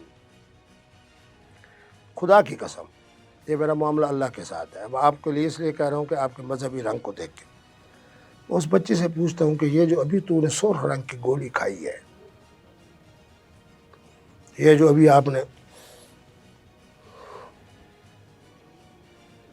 اشارہ ہو گیا، میری بیٹی، تیرا باپ بھی ہوگا، تیری ماں بھی ہوگی، تیرا ننیال بھی ہوگا، تیرا ددیال بھی ہوگا. تو میرے قرب کی وجہ سے میری بیٹی، چلو میں تجھے بیٹی سمجھ لیتا ہوں، میرے تو ماشاءاللہ اب نواسے بھی شادی شدہ ہیں، تجھے میں نواسی سمجھ لیتا ہوں، میرے لیے تو کوئی مسئلہ نہیں بنے گا. لیکن کیا کل تیری شادی کا وقت نہیں ہے نا؟ مفتی عبدالقوی صاحب کا اس کمال درجے کی تیری قربت، دیکھو میرا کام ہے سمجھانا. آپ نے آغاز میں مولانا طارق جمیل صاحب کا نام بھی لیا تھا، وہ بھی ایک عوامی شخصیت ہے. ان کے بارے میں کئی خواتین پاکستان میں نام نہیں لیتا، بڑی صاحبات فن ہیں. مجھ سے پوچھتی ہیں کہ جی مولانا طارق جمیل صاحب سے آپ کے ذریعے ملاقات ہو جائے گی. میں نے کہا ہاں. مولانا طارق جمیل صاحب کو وہ کہتی ہیں کہ جی مفتی عبدالقوی صاحب سے ہم نے کوئی مسئلہ وغیرہ، تو کہتے ہیں مفتی عبدالقوی صاحب. بات یہ ہے کہ کوئی ایسا عالم اور مفتی تو ہونا چاہیے نا جو ان ٹوٹے ہوئے دل والی خواتین کو کوئی صحیح بات کہہ. اچھا وہ ٹوٹے ہوئے دل والی خواتین کی تو بات ہو گئی، لیکن یہ جو شادی شدہ عورتیں دوسرے مردوں سے تعلقات بنا رہی ہیں، یہ تو ٹوٹے ہوئے دل والی نہیں ہیں. جو شادی شدہ مرد عورتوں سے تعلقات بنا رہے ہیں وہ تو ٹوٹے ہوئے دل والے نہیں ہیں. اس کا کیا حل کریں؟ 3 صورتیں بد اخلاقی کی ہیں، بد کرداری کی ہیں، مطلب استعمال نہیں کر رہا. وہ محترمہ جو کسی کے نکاح میں ہے، جی، اس سے جو لوز بات کی جائے وہ بھی گناہ، ٹھیک، لوز کردار آ جائے وہ بھی گناہ، ٹھیک، خدا نخواستہ آگے جا کے میاں بیوی والا تعلق ان سے بنایا جائے وہ بھی گناہ. محترمہ کہتی ہے جی پہلے مجھے 20 25 30 ہزار روپے جناب بھجواؤ، ایزی پیسہ، یہ چونکہ میں معلوماتی آدمی ہوں، جی جی جی، یا فلاں درمیان میں صاحب یا صاحبہ آ رہی ہیں تو وہ مجھے لے کے آ رہی ہیں، تو وہ محترمہ کہتی ہے میں 2 4 کو لے کے آ رہی ہوں، اس کی قیمت 30,000 ہے، اس کی قیمت 25,000 ہے، اس کی قیمت 35. آپ کو پتہ چل گیا ہوگا کہ مفتی صاحب ہر طرح کے ماحول سے باخبر ہے. یہ امام غزالی کا فرمان ہے. جی فرمایا کہ جو عالم اور جو مفتی زمانے کے احالات کو نہیں سمجھتا، من لم یعرف باہل زمانہ فہو جاہل. آپ ان کو عالم اور انجینئر اور مفتی اور فلاں فلاں نہ سمجھیں جن کو حالات کا پتہ نہیں. وہ بیچارے تو خود جناب کیسے نے میری پولیس کی طرح اور میری اسٹیبلشمنٹ کی طرح سیکورٹی میں بیٹھے، ان کو کیا پتہ کہ جناب باہر کیا ہو رہا ہے. یہ صرف مفتی عبدالقوی کی جان ہے کہ جس کو پتہ ہے اسلام آباد میں کیا ہو رہا ہے، لاہور میں کیا ہو رہا ہے، فلاں پارٹی میں کیا ہو رہا ہے، فلاں پارٹی میں کیا ہو رہا ہے. اچھا یہ بتائیں کہ دو میاں بیوی کے درمیان کتنی دیر تک اگر جسمانی تعلق نہ ہو تو نکاح خطرے میں آ جاتا ہے؟ اس کے بارے میں بھی اکثر باتیں کی جاتی ہیں. کوئی انڈیا میں تو میں نے سنا ہے میں کسی ایک عالم کے منہ سے کہ اگر مرد اور عورت کے درمیان، جوان مرد اور عورت کے درمیان اگر 3 دن تک وہ دوری رہے تو نکاح میں دراڑ آ جاتی ہے. ایسی بھی کوئی بات ہے؟ ان کے پاس دلیل نہیں ہوگی. مفتی عبدالقوی صاحب جو ہے وہ دلیل سے للذین یعلون من نسائہم تربص 4 اشہر. آج آپ کے پروگرام کے حوالے سے بتا رہا ہوں، اس پر میرا رسالہ تیار ہو رہا ہے، لیکن ابھی مولانا عبدالعزیز کی طرح پچانے والے لوگ جب ذرا جو محترمہ منکوحہ حلفاً کہہ دے کہ 4 مہینے یا اس سے زیادہ ہوا ہے، تربص 4 اشہر، خامد نے مجھے نان و نفقہ نہیں دیا یا خامد نے میرے حقوق کی زوجیت ادا نہیں کی ہے، میں بڑے پاپڑ دلا. جی یہی بات حضرت امیر المومنین سیدنا فاروق اعظم نے پوچھی تھی اپنی بیٹی ام المومنین سیدہ حفصہ سے. جی تو حضرت بی بی صاحبہ نے کہا کہ بابا 4 مہینے. آج بھی وہ خط کتب احادیث میں موجود ہے. آپ نے کہا کہ جتنے سرکاری اہلکار ہیں 4 مہینے کے بعد ان کو 15 دن کا ریلیف دیا جائے. یہی بات میں نے ضیاء الحق صاحب سے بھی کی تاکہ وہ اپنے گھر جا سکے، اپنی مطلب آئلی ذمہ داریاں. جو محترمہ حلفاً کہہ دے کہ 4 مہینے یا اس سے زیادہ ہوئے ہیں، میرے حقوق ادا نہیں کیے خامد نے، یا مجھے نان و نفقہ نہیں دیا، میری اسلامی عدالت انصاف موجود ہے، وہ حق تنسیخ لے اور فوراً اپنی مرضی کے مطابق. اچھا نکاح کے بارے میں ایک چیز بتائیں کہ 2 بالغ مرد و زن، لڑکی اور لڑکا، از خود بھی نکاح کر سکتے ہیں؟ زندہ باد. مطلب اگر وہ کوئی عالم نہ ہو، کوئی نکاح خواہ نہ ہو، نکاح پڑھانے والا نہ ہو، تو پھر وہ کیسے نکاح کریں گے؟ ہر عاقل و بالغ محترم، ہر عاقل و بالغہ محترمہ اپنے نکاح کی بابت مکمل با اختیار ہے. یہ اس وقت امت مسلمہ کے تمام اہل فتویٰ، ہمارے سلفی حضرات کچھ گڑبڑ کرنے لگے وہ ایک روایت کی وجہ سے کہ لا نکاح الا بولی. اب ان سے پوچھ لیں کہ حکومت سعودیہ کے علماء نے متفقہ طور پر وہی فرمان بتایا جو آج سے 1400 سال پہلے میرے امام حضرت امام اعظم ابو حنیفہ، اسی پر ایک دفعہ گفتگو ہو رہی تھی تو ایک سلفی عالم ہے، میرے بھتیجے ہیں، انہوں نے یہی حدیث پڑھی لا نکاح الا بولی. میں نے کہا میں الحمدللہ حدیث کا طالب علم. آپ نے جو حدیث مبارک پڑھی ہے یہ جامع ترمذی کی ہے، سبحان اللہ. اب میں سنن نسائی کی حدیث پڑھ رہا ہوں، ڈگری وائز سنن نسائی صحت کے حوالے سے بہتر ہے جامع ترمذی سے. حضور کیا فرما رہے ہیں؟ الایّم احق بنفسها من ولیہا. میں نے کہا میرے خیال میں آپ حافظ قرآن ہوں گے، میں تو الحمدللہ حافظ قرآن ہوں. 7 آیات مقدسہ ابھی پڑھ کے سنا سکتا ہوں کہ میرے قرآن نے، میرے اللہ نے فطرت کے مطابق نکاح کی نسبت محترمہ کی طرف کی ہے، ولی کی طرف نہیں کی. کیوں قوم کے لیے ظلم کرتے ہو؟ ہر لڑکا اور ہر لڑکی جو عاقل ہو، اس پر آپ کو ایک دلچسپ بات سنو. یہ یہاں آپ کے جیل روڈ کے اوپر ہے نا وہ خواتین کی university, college of women, Lahore college, وہ یونیورسٹی بھی ہے. Lahore college for women university. تو اس وقت میں بہت زیادہ الیکٹرانک میڈیا پہ آتا تھا. ہمارے ایک صاحب ہیں پچھلے دنوں پر بیچارے آزمائش میں بھی رہے، اس زمانے میں وہ سیکٹری تھے اور حکومت پنجاب کے ملازم تھے. انہوں نے کہا میں لعنت بھیجتا ہوں اس لڑکی کے اوپر جو گھر سے بھاگ جائے، اور یہ مقبول جان سکتا. میں لعنت بھیجتا ہوں اس لڑکے کے اوپر جو بھاگی ہوئی عورت سے شادی کرے. کامران شاید بڑا ذہین تھا، اب سامنے 1400-1500 بچیاں کرسیوں پر گزرگاہ پر بیٹھی ہیں. قبلہ مفتی صاحب کو تو اللہ نے خواتین کے دل جیتنے کے لیے ایک بڑا اللہ نے شان عطا کی ہے. اس نے مجھ سے پوچھا کہ مفتی صاحب یہ دینی مسئلہ آ گیا ہے یہ. میں نے کہا بخاری شریف کی پہلی حدیث سے لے کے ابن باجہ معطین تک الحمدللہ میں حدیث کا طالب علم ہوں. اس گھر سے جانے والی بچی کے لیے اور آگے اس کو پناہ دینے والے کے لیے نہ قرآن نے لعنت بھیجی ہے، نہ اللہ نے لعنت بھیجی ہے، نہ احادیث میں لعنت ہے، نہ میرے نبی رحمت نے لعنت بھیجی ہے. یہ ایک مصنوعی لعنت ہے. 40 سیکنڈ تک نہیں ذرا سننے دیں، مزہ آئے گا آپ کو. آج میری طبیعت کھل گئی ہے آپ کے چہرے کو دیکھ کے ماشاءاللہ. میں نے کہا کہ میں بھی اب لعنت مصنوعی بھیج رہا ہوں اس بد نصیب باپ پر جو برادری کو دیکھ رہا ہے، اپنی بچی کی صلاحیت اور جوانی کو نہیں دیکھ رہا. میں بھی لعنت بھیجتا ہوں. اگر مصنوعی لعنتیں بھیجنی ہیں اس باپ پر اور اس برادری پہ بھیجتا ہوں. آگے جو میں نے جملہ کہا، آپ کہتے ہیں نا آپ کے پاس کون سی گدر سنگھی ہے. خواتین کو، نوجوان بچے اور بچیوں کو پتہ ہے کہ مفتی صاحب ہماری کیسی. میں نے کہا کہ جو بچی شرافت کے دائرے میں رہتے ہوئے اپنے لیے جیون ساتھی تلاش کر کے اسے پیغام نکاح بھیجے، یہ سیدہ خدیجۃ الکبریٰ کی سنت مقدس. آپ معاشرے کے اندر گھٹن کیوں پیدا؟ حسن اللہ یاری صاحب سے میری جو گفتگو ہوئی آپ کو میں بھیجوں گا. شیعہ قوم مجھے سلام پیش کر رہی ہے. جب میں نے ان سے کہا نا کہ سیدنا فاروق اعظم کے زمانے خلافت کے اندر میرے بابا سیدنا علی پاک کی عزت کیا تھی، عظمت کیا تھی، شخصیت کیا تھی، مشاورت کیا تھی، نیابت کیا تھی، جمعے کی امامت کیا تھی، تو سمجھ گیا بھی مفتی افضل القوی نے جو بات کی ہے تو یہاں تو مناظرہ نہیں ہو سکتا. 3 سفر کیے حضرت نے.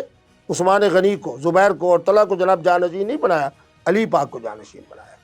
موجودہ جو معاشرہ ہے، بس آخری بات تو اس نے وہ چونکہ نیٹ ان کے سامنے پڑے ہوتے ہیں نا، انہوں نے کہا مفتی صاحب چلو اس میں تو بات کریں گے، یہ بتائیں کہ آپ کے پاس کون سی گدر سنگھی ہے. تو آگے جو کہا ہوگا جملہ وہ آپ کے ذہن میں آ گیا. تو آپ متے کو حلال سمجھتے ہیں. اب اس کا مقصد یہ تھا کہ مفتی کو بھی میں پھنسا دوں. میں نے کہا 12 ائمہ معصومین میں سے اگر کسی ایک امام معصوم نے زندگی میں صرف ایک مرتبہ کسی ایک محترمہ سے شیعہ کی صرف ایک روایت تم پڑھ کے سنا دو، میں ابھی اعلان کرتا ہوں کہ مطالعہ لیں. بات یہ ہے کہ حکمت اور چیز ہے. نکاح کو آپ آسان کریں. ایک حرام ہے تو کتنے چرند پرند اور 4 ٹانگوں والے جانور اللہ نے ہمارے لیے حلال کی. ایک بد اخلاقی بد کرداری ولا تقربوا الزنا فرمایا تو کتنے نکاح کے معاملات کو آسان کیا.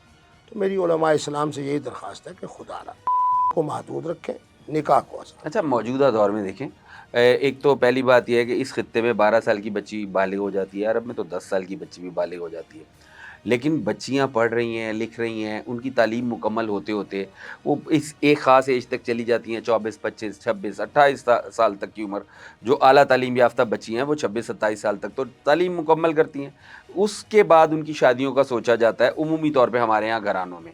ایک بات ہم نے یہ بھی سنی ہے کہ بچی جب جوان ہو جاتی ہے اور آپ اس کی شادی نہیں کرتے یا نکاح نہیں کرتے یا اسے گھر سے رخصت نہیں کرتے تو ہر گزرنے والا دن والدین پہ بوجھ ہوتا ہے. بھئی والدین تو اس کے بہتر فیوچر کے لیے اسے پڑھا بھی رہے ہیں، لکھا بھی رہے ہیں، چاہتے ہیں کہ وہ زندگی کو سمجھے. ایک بات اور دوسری بات ہے کہ 18 سال سے اوپر 20 سال کے اوپر ذرا ایک مضبوط وجود کے ساتھ شادی کی ذمہ داری سنبھالے. تو یہاں پہ مذہب اور علماء کرام کیا کہتے ہیں؟ مجھے خوشی یہ ہو رہی ہے کہ آپ اخلاقی زمانے کی باتیں کر رہے ہیں. آج سے صرف 4 دن پہلے کی بات ہے.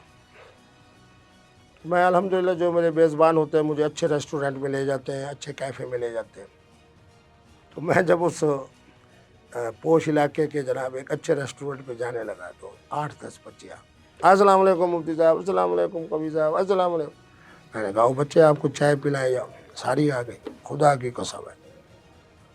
ان میں سے جو سب سے زیادہ دانا مجھے تعلیم یافتہ بچی نظر آئی، یہ اس کا جملہ سنا رہا ہوں. اس نے کہا کہ مفتی صاحب یہ ہمارا جو اہم شہر ہے شادی سے پہلے کوئی کنواری بچی اب نہیں ملتی. ٹھیک. یہ بڑے درد دل سے کہہ رہا ہوں. اسی طرح میرے دین والے حضرات، جنرل صاحبان، بریگیڈیئر صاحبان، فلاں کمشنر صاحب، فلاں وہ مجھے کہتے ہیں کہ جناب مفتی صاحب آپ اپنے سرائکی خطے سے کوئی اچھا، کیونکہ ہم چاہتے ہیں کہ ہماری جو بہو ہو نا، اور سرائکی میں کہتے ہیں نو گھر دمو، وہ فرشتہ سیرت ہے. اب سوائے میرے علاقے کے یا پٹھانوں کے کوسی علاقے کے، بس آگے میں کچھ نہیں کہتا. میرے حضرت بات یہ ہے کہ اسلام فطرت کا دین ہے. آج آپ کے لیے ایک جملہ کہہ رہا ہوں جو آج تک میں نے نہیں کہا. حضرات علماء کرام، انجینئر صاحب، مفتی صاحب، مولانا فلاں صاحب، مولانا سیاسی صاحب، مولانا صاحب افتاء صاحب، یہ سنت، یہ شریعت، یہ سنت، یہ شریعت، اس دائرے کو ذرا بڑھائیں. فطرت اللہ التی فطر الناس علیہا لا تبدیل لخلق اللہ ذالک الدین القیم. فطرت کو تو شامل کریں جس کو قرآن دین قیم کہہ رہا. میں تو نہیں کہہ رہا. 14 سال کی بچی جب عاقلہ بالغہ ہو جاتی ہے، باپ اس کا برادری کی وجہ سے 18، خدا کی قسم مجھے آنسو آتے ہیں جب میں بچی سے پوچھتا ہوں کہ تمہاری عمر، میں نے کہا پوچھنی تو نہیں چاہیے، بہرحال میں بزرگ ہوں تمہارا، 26 سال، 27 سال، 28 سال، 30 سال، کوئی شادی نہیں. ہاں بچہ تمہارا 31 سال، 32 سال، 33 سال، بچے نکاح اور شادی نہیں. اب اس معاشرے کے اندر ایک احمقانہ آپ بل لے کے آ رہے ہیں کہ 18 سال. میں نے ان کو کہا، میں نے کہا فطرت یہ ہے کہ 13، 14، 14.5، 15 سال کی بچی جب جوان ہو جائے، ذالک الدین القیم کہہ کے فوراً اس کے لیے اچھا رشتہ ڈھونڈو. ہاں بچی خود کہہ دے کہ میری ابھی تعلیم مکمل ہونی ہے، میں ابھی نہیں کرتی، میں یہ ٹھیک ہے. میں نے کہا اس میں کہو فطرت کہتی ہے کہ 14، 14.5، 15 سال کی بچی کا نکاح کر دیا جائے. البتہ کیا ہے، شریعت یہ کہتی ہے اور سنت یہ کہتی ہے کہ میرے نبی رحمت کا نکاح کے وقت عمر پاک کتنی تھی؟ 25 سال. 25 سال تھی. آپ بطور معاشرت، آپ بحیثیت سنت یوں جملہ کہہ سکتے ہیں، لیکن یہ بدبخت احمقانہ غیر فطری بل نہیں بنا سکتے کہ 18 سال سے پہلے نہ کوئی لڑکا نکاح کر سکتا ہے نہ کوئی لڑکی نکاح کر سکتی ہے. جب یہ بات کہو گے پھر غیر فطری کام ہوں گے، پھر آپ کے مقدر میں سوائے رونے کے نہیں رہے گا. پھر آپ کہیں کہ بچی اب تیری عمر 20-22 سال ہو گئی ہے، تیری شادی کریں، چونکہ وہ تو پہلے شادی کے تمام مراحل دے چکی ہوتی ہے. وہ کہتی ہے نہیں ابو، نہیں ابو. نہیں دیکھیں بات سنیں، یہ ایک تو پہلی بات ہے 14، 15، 16 سال کی بچی کا رشتہ، اس کے لیے رشتے کہاں سے ڈھونڈیں، ایک بات. دوسری بات یہ ہے کہ چلے کنواری بچیاں جن کی رشتے آپ کہہ رہے ہیں یا فطرت کو مد نظر رکھتے ہوئے ان کی شادی کم عمری میں یا مناسب عمر میں کر دینی چاہیے، کیونکہ نتیجہ اگر ہم نہیں کریں گے تو گمراہی پھیلے گی. سر جو شادی شدہ ہیں وہ گمراہ ہیں، مطلب معاشرہ تو مجموعی طور پہ گمراہی کا شکار ہے نا. اس کا حل یہ تو نہیں ہے کہ ہم 15، 16 سال کی بچیوں کے نکاح کر دیں جو جسمانی طور پہ ابھی اتنی تگڑی نہیں ہے کہ ان کی شادی کر دی جائے اور وہ بچہ پیدا کر سکیں. اس بل کے پیچھے بڑی بات یہ ہے کہ بھئی اتنی اس عمر میں 18 سال سے کم عمر بچی یا 18، 19 سال کی بچی جو ہے اس کے لیے بچہ پیدا کرنا اس کی صحت کے لیے نقصان دہ ہے. اور یہ حضرت علی کا ہی قول ہے، میرا تو نہیں ہے کہ تم مجھے بہتر صحت مند مائیں دو تو میں آپ کو صحت مند بچے دوں گا. حضرت علی کا ہی قول ہے کہ 3 کمزور لڑکوں سے ایک تندرست لڑکا جو ہے وہ زیادہ بہتر ہے. تو یہ تمام چیزیں مد نظر رکھ کے ہی کیا جاتا ہے نا. میں آپ کو ایک دعوت دیتا ہوں، 1 جنوری سن 2023 سے لے کے آج کی تاریخ تک میرے ملتان میں جو بینچ ہے نا ہائی کورٹ کا، کسی اچھے وکیل کے ذمہ لگائیں. ان 2-2.5 سالوں میں کتنے کیسز ان کے پاس آئے کہ باپ نے کہا کہ جی میری بیٹی 16 سال سے کم عمر ہے اور یہ سرغنہ جو ہے یہ اغوا کر کے لے گئے. آیا 14 سال والی بچی نے باپ کو نہیں دیکھا، جج صاحب کو کہا میرے پیٹ میں بچہ ہے. حضرت حقیقت کو سمجھا. جی ہاں، یہ گراؤنڈ ریئلٹی ایسی ہے، بالخصوص جو رورل ایریا ہے وہاں یہ چیزیں ہیں بہت زیادہ. پاکستان کے اندر تمام چیزوں کو دیکھنا ہے، خالی اربن ایریاز نہیں. پھر وہ کیا کہتے ہیں جج صاحب، وہ جی اگلی پیشی پہ مفتی عبدالقوی صاحب جو ہیں ان کو بلائیں. پھر میں جاتا ہوں. بات یہ ہے کہ 16 سال والی بچی آپ سے سنبھالی نہیں جا رہی. وہ باپ کی موجودگی کے اندر اپنے آشنا کے ساتھ خامند کے ساتھ جا رہی ہے. آپ نے 2 سال اور بڑھا دیے. اب مانا کیا ہے؟ میرے سامنے ہزاروں بچیوں کے مسائل ہیں. میں تو ہر ایک کو بچی سمجھتا ہوں الحمدللہ. میں اپنے معاشرے سے ناراض نہیں ہوں, اپنی قوم سے ناراض نہیں ہوں. میں اس بچی سے پوچھتا ہوں, ہاں. اس نے کہا ہاں والد صاحب اپنے کام میں تھے, والدہ اپنی کام میں تھیں, پھر برادری کا رولا تھا کہ فلاں جٹ ہے, فلاں ارئی ہے, فلاں سید ہے, فلاں فلاں ہے, فلاں فلاں ہے. ہم نے جناب آپس میں باہمی طور پہ شادی کر لی اور آپ کے فتوے پہ عمل کرتے ہوئے بس 2 گواہ بٹھائے اور میاں محترم اور محترمہ کی رضامندی سے بڑے بہترین انداز سے ہم چل رہے ہیں. بس ذرا بچوں کے معاملے میں محتاط رہے. ابو نے کہا ہے جب ان کو عقل آئی, ہاں بچی تیری شادی کے لیے فلاں جگہ سے رشتہ ہے. اب بچی ذہین ہے. انہوں نے کہا نہیں ابو مجھے پڑھنے دیں, ابو مجھے ابھی پڑھنے دیں, ابو مجھے.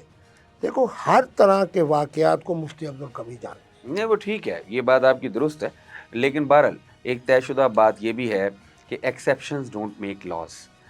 مخصوص واقعات کو قوانین نہیں بنایا جا سکتا. اچھا مفتی صاحب, یہ اتنا لینتھی موضوع ہے, اس سے باہر آتے ہیں. ایک آخری نہیں, سوال. آپ نے جو بات کی نا اس کو میں صرف 2 جملوں میں. فطرت کیا ہے کہ ہر بچہ ہر بچی جو عاقل و بالغ ہے وہ اپنے نکاح کی بابت اب تھوڑا سا ایک خود مختار ہے. ٹچ تو وہ آپ کے پروگرام کو وائرل کرنے کے لیے. محترمہ مریم نواز صاحبہ میری بھتیجی کا جب نکاح ہوا کیپٹن صفدر کے ساتھ, کس کے فتوے کے مطابق ہوا اور ان کے دادا جی نے فون کسے کیا؟ ان کا نام قبلہ مفتی عبدالقوی صاحب. اور میں نے حدیث پڑھ کے سنائی اچھا کہ میرے نبی یہ رحمت کہہ رہے ہیں کہ نکاح کی بابت لیس الی الآباء. یہ تو جناب بچے اور بچے مجھے پیار کرتے ہیں کہ آپ جب بات کرتے ہیں فوراً قرآن کی آیت پڑھتے ہیں یا حضور کا فرمان. لیس الی الآباء من النکاح شیء, فرمایا آبا کا قطعی طور پر نکاح کی بابت کوئی اختیار نہیں ہے. ٹھیک. چاہے میں 2/3 والا وزیر اعظم ہوں, چاہے میں بریگیڈیئر ہوں, چاہے میں جنرل ہوں, میری بچی جو کچھ کہے گی وہی فائنل نکاح ہوگا ہے. اس کا. اچھا مریم نواز کے نکاح کی اجازت یا ان کی شرعی جو پوزیشن ہے وہ ان کے دادا نے آپ سے لی, آپ نے بتایا. دیکھیں ان کے دادا کی قبر پہ اللہ کروڑوں رحمتیں نازل کرے. جامعہ اشرفیہ والوں سے ان کا بڑا تعلق تھا اور میرا بھی جامعہ اشرفیہ سے بڑا تعلق تھا. جب جامعہ نعیمیہ میں آتے تھے تو حضرت مفتی محمد حسین نعیمی جو آج کے بچے کے دادا ہیں, ان کے ساتھ بھی میری کمال درجے کی محبت تھی. ادھر تشریف لاتے تو قبلہ مفتی عبدالقوی صاحب بیٹھے ہیں, ادھر تشریف لے آتے تو آپ کے دونوں رنگ مختلف ہیں. ٹھیک ہے, میں اس تقسیم میں نہیں جاتا. تو اس لیے ان کو یہ بھی پتہ تھا کہ مفتی عبدالقوی صاحب خواتین کے جو مسائل ہیں ان میں ایک اپنا مقام اور صلاحیت رکھتے ہیں. اس لیے اسی تناظر میں انہوں نے مجھ سے فون پہ بات کی. جو میں نے حکیمانہ بات کی, فطرت والی بات کی, تو مریم نواز صاحبہ کو مجھے سلام پیش کرنا چاہیے کہ مفتی صاحب کی دی ہوئی شرعی اور فطری رخصت سے ان کا نکاح مسنون ہوا. حضرت محترم محمد صفدر صاحب, کیپٹن صفدر صاحب سے. اب آگے کیپٹن صفدر صاحب کی بدبختی کہ جس طرح کی معاشرتی زندگی انہوں نے اختیار کی, اب کیپٹن صفدر صاحب کہاں کریں. چلیں یہ تو ان کا اپنا مسئلہ ہے. ایک آخری سوال, مطلب لاسٹ کویسچن. ابراہیم ایکارڈ ہوا ہے ایک, ابھی چند دن پہلے ایک معاہدہ ابراہیمی ہوا ہے جس میں گلف کے سارے ممالک شامل ہیں, اور ابراہیم ایکارڈ جو ہے اس کو پٹ اپ کیا تھا شہزادہ محمد بن سلمان نے. ابھی جو سعودی کونسل ہے علماء کی, اس نے اس ابراہیم ایکارڈ کو جس طریقے سے محمد بن سلمان نے ریپرزنٹ کیا تھا اس طریقے سے ماننے سے انکار کیا ہے. مجھے یہ بتائیں, بنو اسحاق اور بنو اسماعیل ہیں تو کزنز آپس میں, لیکن ہمیں تو جو بتایا گیا ہے اس کے تحت تو کوئی ابراہیم ایکارڈ نہیں ہو سکتا. مطلب ہماری تو یہودیوں سے دوستی نہیں ہو سکتی. ہم عیسائیوں کے ساتھ کھا سکتے ہیں, پی سکتے ہیں, رشتہ بھی کر سکتے ہیں, لیکن یہودی تو ہمارے کھلے دشمن ہیں. تو یہودیوں کے ساتھ ابراہیم ایکارڈ ہم کیسے کرنے جا رہے ہیں؟ میرے خیال میں اس کا بہترین جواب اور اس کی بہترین نمائندگی حضرت محمد بن سلمان کی میرے بھائی حافظ طاہر محمود اشرفی فرمائیں گے, اور انہی کے زیر سرپرستی انشاءاللہ بہت سے علماء جو ان کے مزاج کے ہیں اور درہم و دینار کو اہمیت دینے والے ہیں، تو ان کو زیادہ دور جانے کی ضرورت نہیں. سلفی علماء سے لے کے آپ کو ایک زبردست بات سناتا ہوں. ہائے ہائے ہائے، 82، 83، 84، 85 میں جب ایران عراق جنگ ہو رہی تھی مسلمان بد نصیبوں کے درمیان، میں تو پہلے دن سے بڑا حساس تھا. تو میں ان لوگوں میں تھا، میں خوش نصیب نہیں کہہ رہا، ان لوگوں میں تھا جو صدام کے ہم مہمان ہوتے تھے. فندق الرشید 7 سٹار ہوٹل، پھر اس کے مطابق وہاں ہمارا آنا جانا، ان کے عراقی جہازوں کے اوپر فرسٹ کلاس کے اس میں گھومنا.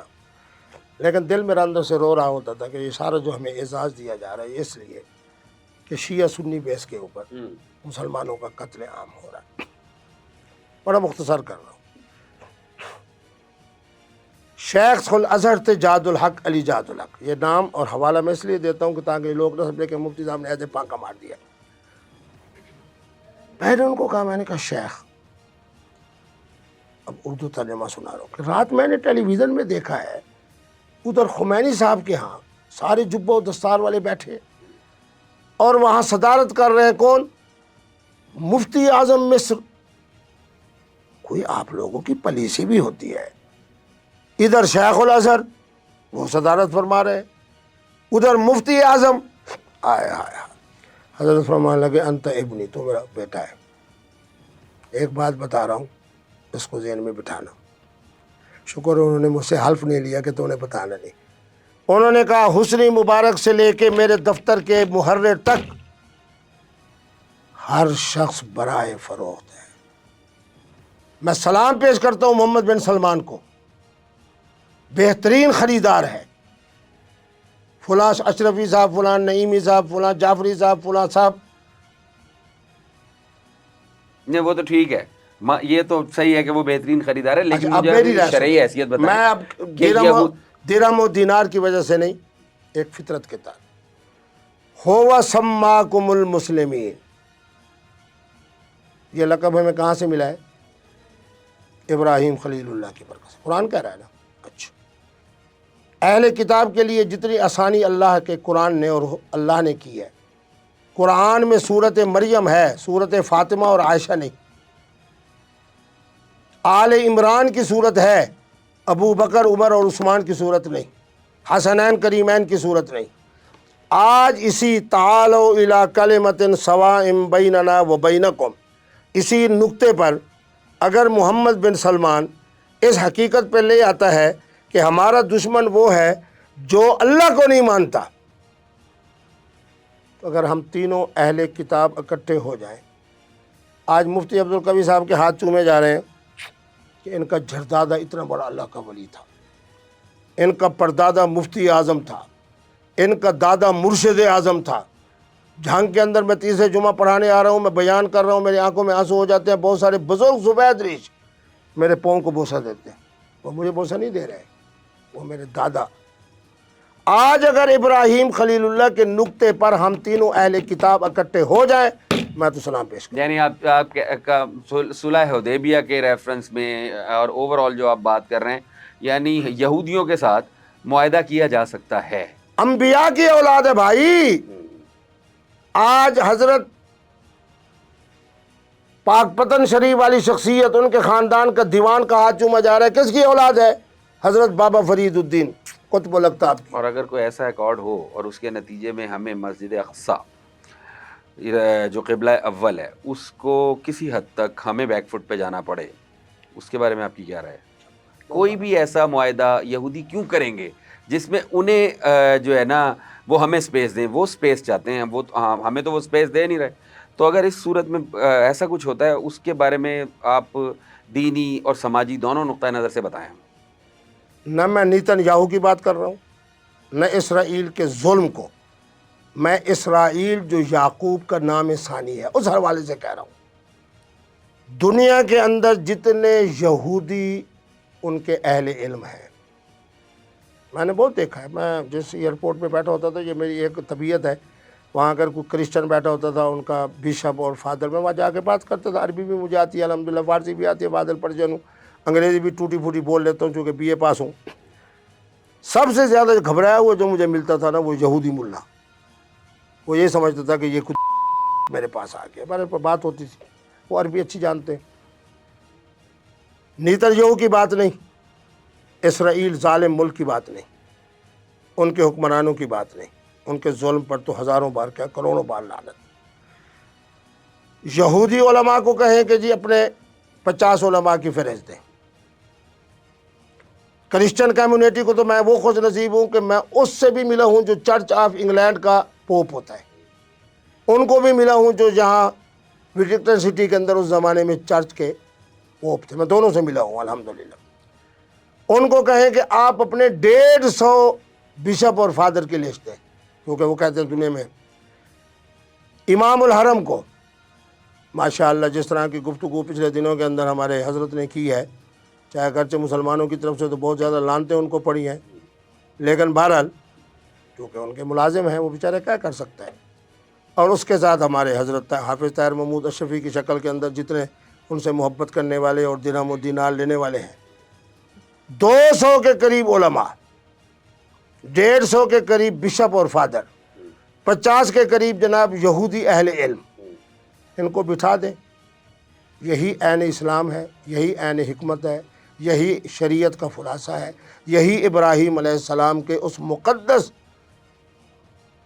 ایک شخصیت، ان کے 3 پھول ہیں، ایک یہودیت کی شکل میں، ایک مسیحیت کی شکل میں، ایک اہل اسلام کی صورت میں۔ پھر میں کہہ رہا ہوں کہ کروڑوں بار لعنت نیتن یاہو پہ، کروڑوں بار لعنت اس امریکہ کے وزیر خارجہ کے جو کہنے لگا میں یہودی ہونے کے حوالے سے آیا ہوں، میں اہل علم کی بات کر رہا ہوں۔ اگر یہ کیا جائے یہ بالکل درست ہے، بالکل درست ہے، بالکل درست ہے۔ 50 یہودی علماء بلائیں، 150 کرسچن بشپ اور فادر بلائیں، پوپ صاحب بھی تشریف لے آئیں، ہمارے جو امام الحرم ہیں اور شیخ الازہر ہیں اور مفتی اعظم ہیں، اور ہمارے پاکستان میں ایک تحفہ حافظ طاہر محمود اشرفی میرا بھائی ہے، اس جیسے علماء کو بلائیں، 200 کے تعداد، اور آج کے بعد طے کریں لا جبر ولا ظلم ولا کذب، ان 3 پر اتحاد کر لیں کہ جبر نہیں ہوگا، ظلم نہیں ہوگا، جھوٹ نہیں ہوگا، احترام ہوگا، باہمی اعتماد ہوگا۔ اگر آپ یہ کام نہیں کریں گے تو پھر چائنا کی شکل میں، رشیا کی شکل میں، پھر ایسے جناب اپنا دین سے برات والے، آپ کو پتہ ہے میں اس بچے کا نام نہیں لیتا، ہمارے پاکستان کا ہے، اس کے ساتھ پچھلے دنوں جو میری گفتگو ہوئی، چلو نام لے دیتا ہوں، اس اویس اقبال، وہ بھی موجود ہے، اب 2-3 ہفتے ہو گئے وہ مقابلے میں نہیں آ رہا۔ میں نے اس کو یہی کہا، میں نے کہا زندہ دین میں یہودیت ہے۔ اس سے پوچھتے ہیں کہ فرعونیت کا خاتمہ کس نے کیا؟ اللہ۔ عیسیٰ پیدا ہوا ہے بغیر باپ کے، ان سے پوچھتے ہیں کہ وہ کہیں گے ابن اللہ، اللہ کا بیٹا، علوم اللہ ہے۔ مجھ سے پوچھیں گے غار ثور ہے، 2 بندے ہیں پیچھے تلواریں لے کے کھڑے ہیں، اذ یقول لصاحبہ لا تحزن، میں نے کہا تینوں خطونیوں میں اللہ ثابت ہو رہا ہے، یہودیت کی خطونی میں بھی، تورات شریف میں بھی، انجیل مقدس میں بھی، قرآن میں۔ اب مجھے بتا کہ اللہ ہے یا نہیں؟ خدا کی فضل سے ایسا جناب اللہ نے اس کو یہاں سے پکڑا۔ اب 3 4 اتوار ہے، میں رابطہ کر رہا ہوں کہ گفتگو کرتے ہیں۔ حسن اللہ یاری صاحب کا تو 8 اتوار گزر گئے، ان سے میں رابطہ کر رہا ہوں۔ بالکل ہونا چاہیے، بالکل ہونا چاہیے، اقتدار کو ایک طرف نکال لیں، حکومت کو ایک طرف نکال لیں، 3 چیزوں میں سلو کر لیں، لا جبر ولا ظلم ولا کذب۔ بہت بہت شکریہ مفتی صاحب، آپ سے بہت اچھی گفتگو رہی، زندگی کے ہر شعبے کا احاطہ کیا۔ انشاءاللہ پھر بھی ملاقات رہے گی۔ السلام علیکم۔